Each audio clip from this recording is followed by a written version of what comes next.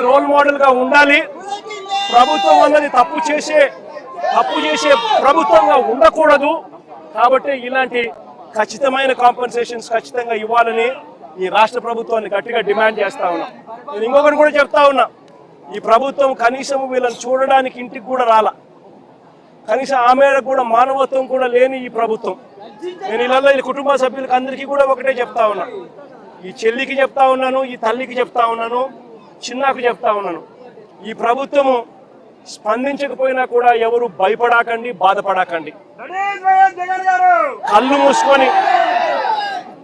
మూసుకొని కళ్ళు తెరిచేసరికి 3 ఏళ్ళు అయిపోతాయి. ఆ తర్వాత మన ప్రభుత్వం వస్తుంది. మన ప్రభుత్వం వచ్చిన ఒక నెలలోపే ఈ ప్రభుత్వం ఇవ్వకపోయినా జగనన్న ప్రభుత్వం ఈ కుటుంబాలకు తోడుగా ఉండి ఒక నెలలోపే మేలు చేస్తున్నాను.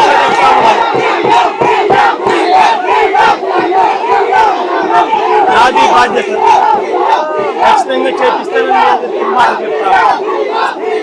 చేయిస్తాము.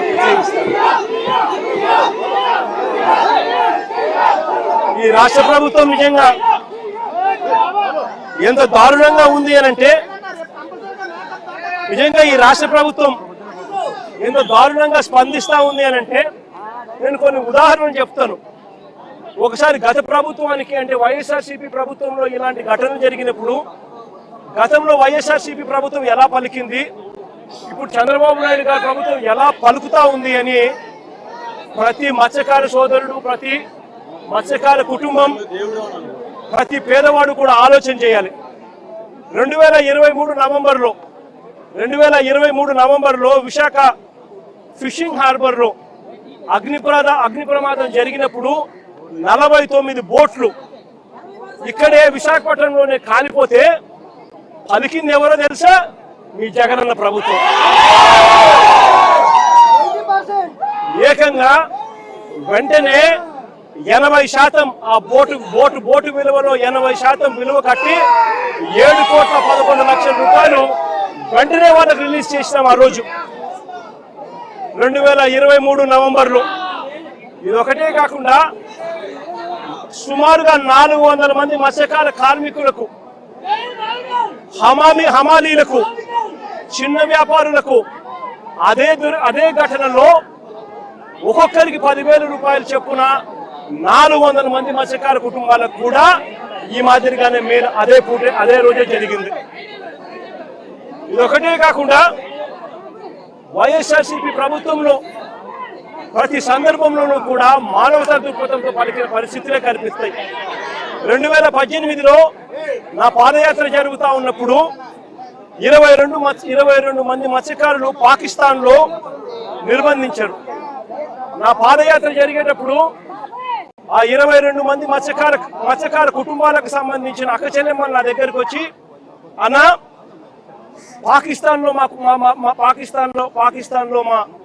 మా మొగుళ్ళందరూ కూడా ఇరుక్కొని పోయినారన్న, వేటకు పోయిన పరిస్థితుల్లో పాకిస్తాన్ జైళ్లలో ఈరోజు నలుగుతా ఉన్నారన్న అని చెప్పి ఆ కుటుంబ సభ్యులు నాకు చెప్తే 2018లో జరిగితే ఇది పాదయాత్ర జరుగుతూ ఉన్నప్పుడు నేను అక్క చెల్లెమ్మలకు మాటిచ్చిన, మన ప్రభుత్వం అధికారంలోకి వచ్చిన తర్వాత మీ వాళ్ళను ఖచ్చితంగా తీసుకొని వస్తాము అని చెప్పి.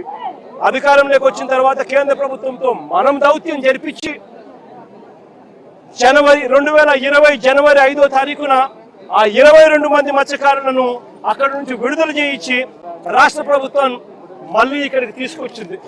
తీసుకురావడమే కాకుండా వాళ్ళ ప్రతి కుటుంబానికి కూడా ఒక 5 లక్షల రూపాయలు ప్రతి ఒక్కరికి చేతిలో పెట్టి మరి వాళ్ళకు జీవనాధారం కూడా చూపించింది ఆ రోజు వైఎస్ఆర్సీపీ ప్రభుత్వం. అప్పట్లో మళ్ళీ 2019లో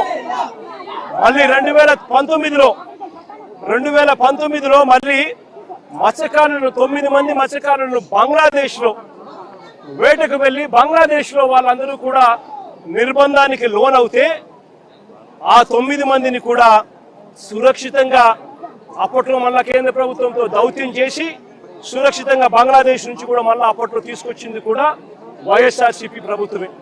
ఇది ఒకటే కాదు, ఇలాంటివన్నిటికీ కూడా పర్మనెంట్గా ఫుల్ స్టాప్ పెట్టాలని నిజంగా మత్స్యకారులు ఎక్కడికెక్కడికో వెళ్ళి బంగ్లాదేశ్, పాకిస్తాన్లకు వెళ్ళి అక్కడ వాళ్ళు నిర్బంధానికి లోను కాకూడదు అని చెప్పి పర్మనెంట్ గా ఫుల్ స్టాప్ పెట్టాలి అని చెప్పి దీనికి ఇంతకు ముందు ఎప్పుడు జరగని విధంగా మత్స్యకారుల కోసమే ఏకంగా 10 ఫిషింగ్ హార్బర్లు రాష్ట్ర ప్రభుత్వంలో కట్టడం మొదలుపెట్టాం. మన రాష్ట్రంలో జరిగింది మొట్టమొదటిసారిగా. మత్స్యకారులు ఎక్కడికెక్కడికో వెళ్లాల్సిన అవసరం లేకుండా మన రాష్ట్రంలోనే వాళ్ళకు జీవనోపాధి ఉండాలి అని చెప్పి వాళ్ళ కోసమే ఫిషింగ్ హార్బర్లు ఏకంగా 10 ఫిషింగ్ హార్బర్లు ఏకంగా స్టార్ట్ చేసినాం. జువలదిన్న నెల్లూరు జిల్లాలో, నిజాంపట్నం గుంటూరు జిల్లాలో, మచిలీపట్నం కృష్ణా జిల్లాలో, ఉప్పాడ తూర్పుగోదావరి జిల్లాలో, బూడగట్లపాలెం శ్రీకాకుళం జిల్లాలో, పూడిమడక అనకాపల్లి జిల్లాలో, కొత్తపట్నం ప్రకాశం జిల్లాలో, ఓడరేవు ప్రకాశం జిల్లాలో,